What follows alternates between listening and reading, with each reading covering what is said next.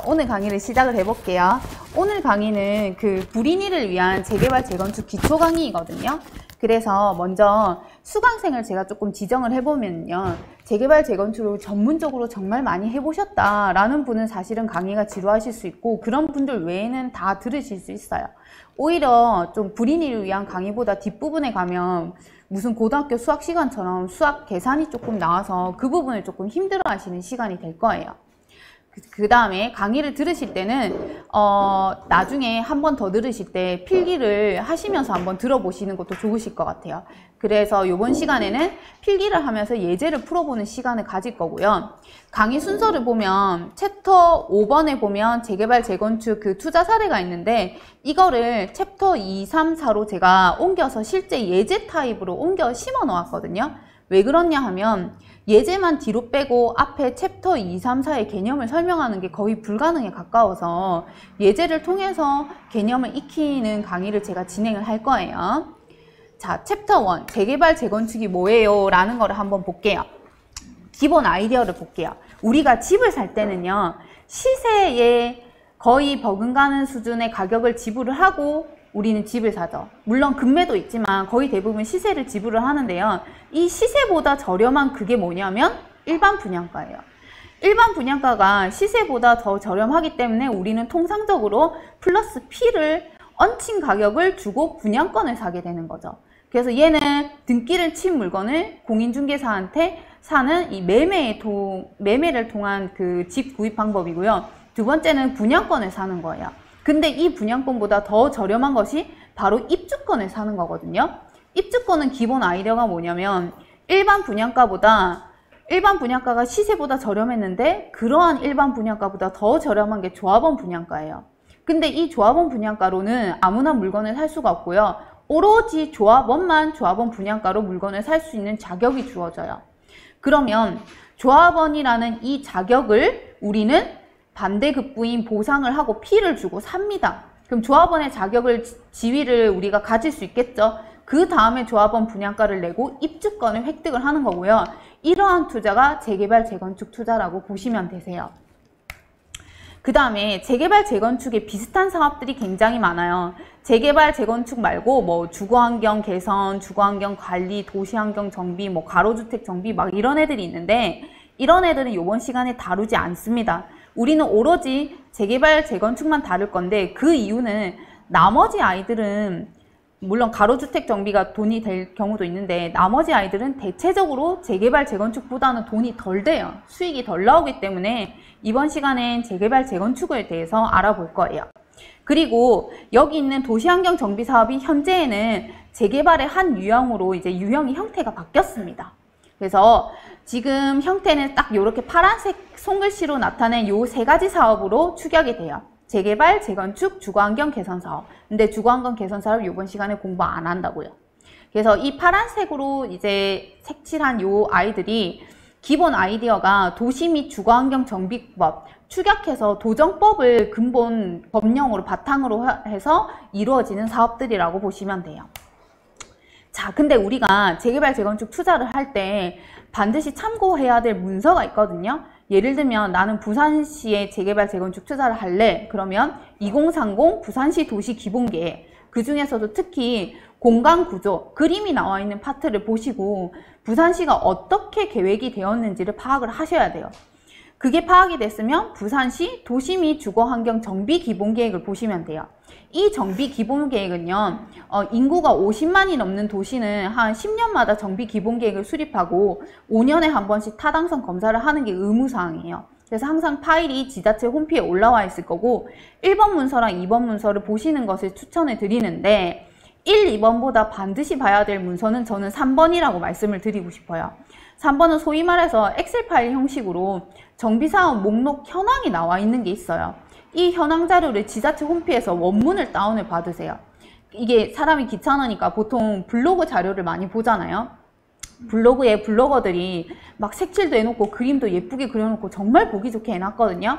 그거는 사이드로 보시고요. 원자료를, 지자체 원자료를 보셔야지 그게 오류가 없는 팩트를 체크하실 수가 있으세요. 블로거 분들이 올리신 자료는 내가 투자하는 시점보다 선자료이기 때문에 시간이 지났기 때문에 사업이 형태가 지금 바뀌거나 변경사항이 있을 수가 있는 거예요. 그래서 원자료를 보시고 반드시 지도랑 매칭을 시키셔야 됩니다. 자, 그 외에 뭐 재건축, 재개발 이런 사업들이 이렇게 나타나는데 얘 안 보셔도 돼요. 이번 시간에. 이건 원론적인 얘기고 우리는 투자의 관점에서 바라보는 거기 때문에 투자랑 관련된 이야기만 한번 해볼게요. 자, 재개발, 재건축 차이가 뭐냐 한번 나눠볼게요. 재건축, 그 다음에 재개발. 자, 근거 법령은 아까 도시 및 주거환경 정비법이라고 했잖아요. 줄여서 앞으로 도정법이라고 부를 건데 재건축과 재개발 둘 다 도정법의 기본 아이디어를 두고 있어요. 근데 구분을 짓는 가장 큰 기준이 뭐냐라고 물어보면 정비 기반 시설이 양호하냐 아니면 열악하냐로 나누시면 돼요.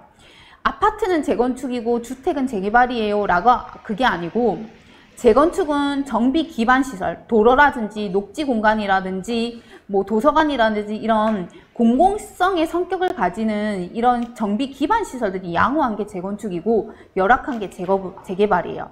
특히 재건축 같은 경우에는 재개발에서 실시하지 않는 안전진단을 반드시 실시한다는 게 그 특징이기도 합니다. 그 다음에 조합원의 조건은요, 제가 재개발 지역의 모 아파트의 103동 703호의 소유자라고 칠게요. 그러면 저는 703호에 건축물도 가지고 있고 토지도 가지고 있죠. 그래서 재건축은요, 건축물과 토지를 동시에 가지고 있어야만이 조합원으로 자격을 얻습니다. 반면에 재개발은요, 건축물만 갖고 있어도 되고요, 건축물 없이 토지만 갖고 있어도 되고요, 지상권만 갖고 있어도 돼요. 그래서 얘는 조금 더 이제 조건이 조금 느슨한 편이죠. 그 다음에 개발 부담금을 재건축에서는 물러야 돼요. 우리 소위 말해서 재건축 초과이익 환수제라고 하죠. 그래서 줄여서 재초안이라고 부를 거고요. 이러한 개발 부담금이 있고 재개발은 개발 부담금이 따로 없어요. 그 다음에 현금 청산자는 나는 굳이 새 아파트를 받지 않을래요 라고 손드시는 분들이 현금 청산자라고 부를 건데요. 재건축은 상대적으로 나는 조합원이 안 될래요 라고 손드시는 사람들의 비율이 상대적으로 적습니다. 하지만 재개발은 상대적으로 그러한 사람들의 비율이 많아요. 몇 퍼센트 정도 되게요? 10에서 20% 정도 된다라고 통상적으로 잡으시면 돼요. 이러한 사람들이 많은 이유는 다음 페이지에 넘어가면 있어요. 자, 앞에 페이지에 있네요. 자, 왜 이러냐 하면 재건축은요, 보통 정비 기반 시설이 양호하니까 보통은 아파트가 재건축이 많이 되잖아요. 그럼 그 해당 아파트의 주거 형태는 거의 비슷해요. 34평 거의 비슷하고요. 물론 타입이 약간 다르다 뿐이지 주거 형태가 거의 비슷한 거예요. 그럼 주거 형태가 비슷하니까 주민들의 이해관계도 거의 비슷한 거죠. 하지만 재개발은 달라요. 주거 형태가 다 다릅니다. 누구는 원룸에 살고 있고요. 누구는 그 꼬마 상가를 가지고 있는 분이고요. 누구는 쓰러져 가는 단독주택의 소유자고요. 누구는 또 꽤 애법 금액이 큰 빌딩에 약간 큰 건물의 또 소유자일 수도 있어요. 그래서 주거 형태가 다 다르다 보니까 이들의 이해관계가 다르고요. 누구는 재개발에 찬성을 하지만 누구는 재개발에 찬성을 하지 않게 되는 현상이 나타납니다. 그래서 그 사람들이 현금 청산자의 손을 드시게 되는 거죠. 자, 그런 사람들을 위해서 재개발에서는 보상비를 내줍니다. 재건축에서는 보상비를 내주지 않아요. 예를 들면 세입자 주거이전 보상비라든지 상가 영업 보상비를 재개발에서는 내줘요. 상가 영업 보상비 같은 경우에는 내가 만약에 상가 건물주예요. 근데 이 지역이 내 상가가 속해 있는 이 지역이 재개발이 됨으로 인해서 공사를 하게 되니까 나는 그 기간 동안에 월세를 못 받아먹고 장사를 할 수가 없는 거예요. 그래서 마이너스가 발생을 했겠죠. 그것에 대해서 건설사가 상가 영업 보상비를 주는 거예요. 그리고 기부 체납이라고 있는데요. 재건축은 기부 체납 비율이 상대적으로 적고요. 재개발은 기부 체납 비율이 상대적으로 많습니다. 그 이유는 뭐냐면 재개발은 아까 전에 제가 정비 기반 시설이 열악하다라고 말씀을 드렸잖아요. 그 열악한 거를 보완하고 복구하고 유지하고 관리하고 수리하는 그 주체가 바로 국가예요. 근데 국가가 할 일을 민간 건설사가 나서서 대신 해주는 거예요. 그럼 국가 입장에서는 고맙겠죠? 그래서 국가는 재개발에 대해서는 칼날을 좀 덜 세우고요. 재건축에 대해서는 조금 깐깐하게 여러 가지 규제를 하는 경향이 있어요. 그렇다 보니까 국가 입장에서는 이 고마운 고마운 현상에 대해서 혜택을 좀 줍니다. 뭐냐 하면 재개발 지역에는 용적률을 높여준다든지 여러 가지 조금 혜택을 조금 줄 거예요. 하지만 민간 건설사는 그에 대한 보상으로 국가한테 기부 체납을 재건축보다는 조금 더 해야 돼요. 예를 들면 재건축은 노후된 그 해당 아파트만 뚝딱뚝딱 건설을 하면 되는데 재개발은 그게 아니고 그 뚝딱뚝딱 하는 거 건물 옆에 있는 도로가 너무 좁아요. 그럼 도로 폭도 넓혀야 되고요. 녹지 공간이 너무 좁아요 하면 녹지도 넓혀야 돼요. 그래서 기부 체납 비율이 상대적으로 많게 되는 건데 기부 체납은 누구의 땅으로 하게 될까요? 기존 조합원들 땅으로 기부 체납을 하겠죠. 조합원들이 연식은 오래됐어도 그 연식 오래된 그 건축물 아래 땅을 깔고 있어요. 그 땅들이 다 돈덩어리고 그 땅들을 조금씩 n분의 1로 나눠서 기부 체납을 국가한테 하는 거고 기부 체납이 많아질수록 수익률은 조합원 입장에서 줄어들게 되는 거죠. 근데 또 차이점이 뭐냐면 재건축은 상대적으로 실투자금이 조금 커요. 하지만 재개발은 물건을 잘 찾는다고 하면 레버리지 효과라든지 이런 실투자금이 조금 재건축보다는 작게 드는 경우를 주변 사례에서 많이 찾아볼 수 있어요. 아까 말씀드렸다시피 재개발은 이해관계가 다양하기 때문에 사업의 분석과 예측, 예상, 내가 뭔가 이 사업에 들어가야 되겠다라는 판단을 하기가 사실은 좀 복잡합니다. 하지만 재건축은 단순하죠. 상대적으로 재개발에 비해서. 그렇다 보니까 투자자들이 여기에 더 많이 몰리고 리스크가 없기 때문에 P가 일찍 형성되고 그래서 투자금이 더 드는 거예요. 재개발은 사업이 엎어지기도 하고 진행될 것 같다가도 중단이 되는 경우가 비일비재합니다. 왜? 이해관계가 복잡하니까요. 그럼 이게 복잡하니까 리스크를 깔고 있고 그런 만큼 P가 늦게 형성이 되는 거예요. 그래서 실제 투자금이 좀 나중에 들어가게 되는 거예요. 적게 들어가게 되는 거예요. 자, 설명드렸다시피 사업의 원활함은 재건축이 상대적으로 쉽고 재개발이 상대적으로 어려운 경향이 있습니다. 자, 재개발, 재건축 차이점을 한번 볼게요. 여기 보면요. 제가 문서를 따왔는데 성북구예요. 여기 보면 주택 재개발 정비 사업이라고 여기 제가 음영을 딱 형광펜 표시를 해놨는데 기부 체납 비율이 여기 보니까 18.37%예요. 기부 체납, 즉 공공성을 띠는 원래 국가가 해야 되는 역할을 재건축은 18.37%만큼 민간 건설사, 재개발은 18.37%만큼 민간 건설사가 하는 거고요. 오른쪽은 재건축이거든요. 재건축이니까 공공성을 띠는 기부 체납 비율이 12.8%로 상대적으로 낮다라는 거죠. 자, 그 다음에 재개발, 재건축 차이점을 주택수랑 이주 수요를 한번 비교해서 알아볼게요. 재건축은요, 자, 땡땡 주공, 5층짜리 주공이 있었어요. 이 5층 주공의 총 재건축 해당 조합원 수가 300세대였다라고 칠게요. 그럼 이거를 뚝딱뚝딱 헌집 줄게 새집 다우를 해서 37층에 초호화 아파트를 여러 동을 세웠다고 칠게요. 그러면 이게 최소한 1800, 2000세대는 넘을 거잖아요. 그럼 300세대였던 것이 갑자기 1800세대로 세대수가 뻥 뛰게 됩니다. 즉 세대수도 늘어나고요. 주택수도 충분해지는 거예요. 공급이 늘어나는 거죠. 하지만 재개발은 아이디어가 달라요. 요 해당 부지가 1만 제곱미터 이상인 거예요.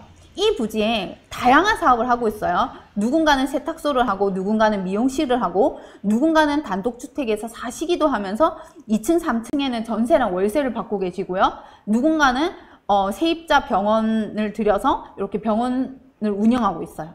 이렇게 다양한 사업들과 다양한 주거 형태, 다양한 영업 형태를 가지고 있는데 이 일대가 모조리 재개발이 된다라고 하면 기존의 이 다양한 세대수들은 많단 말이에요. 왜? 1, 2, 3, 4, 5층. 층수가 많고 구분이 많이 되어 있으니까 세대수가 많단 말이에요. 2000세대라고 칠게요. 그 2000세대가 초호화 아파트로 탄생되더라도 탄생됐다고 쳐도 만약에 이 세대가 1000세대밖에 안 된다고 치면 2000세대가 1000세대밖에 입주를 못하는 거예요. 왜 이런 현상이 나타나느냐? 입주권을 다 안 주는 거예요. 여기 단독주택에서 1층, 2층, 3층 입주권 3개 안 나옵니다. 입주권은 1개밖에 안 나와요. 통상적으로. 물론 예외도 있어요.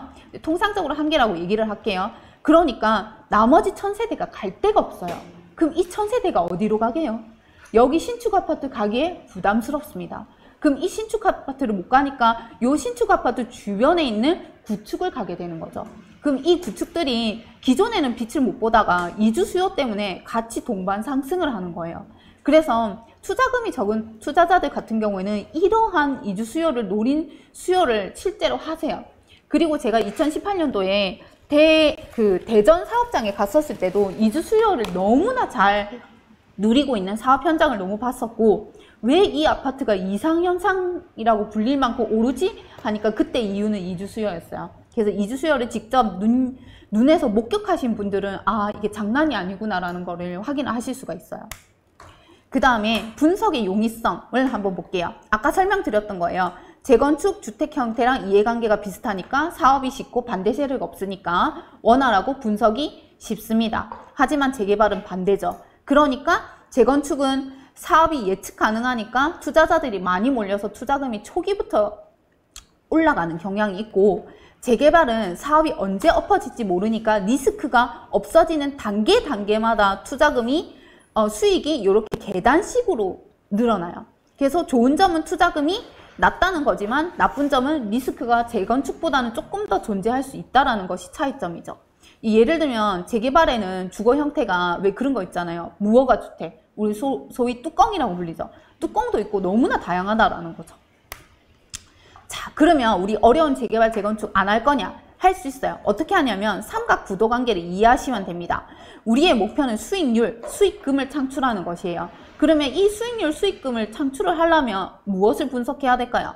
피가 적절한지, 너무 많지는 않은지, 아니면 너무 적은 지역이면 당장 영끌해가지고 당장 들어가야 되겠죠. 그래서 피의 적절성과 앞으로 내가 분담해야 될 분담금이 얼마가 예측되는지. 나는 등기 안 칠 건데요, 분담금 필요 없는데요. 그렇지 않아요. 분담금에 따라서 피가 같이 움직입니다. 그러면 나는 등기를 안 칠 거라도 피는 주셔야 되잖아요.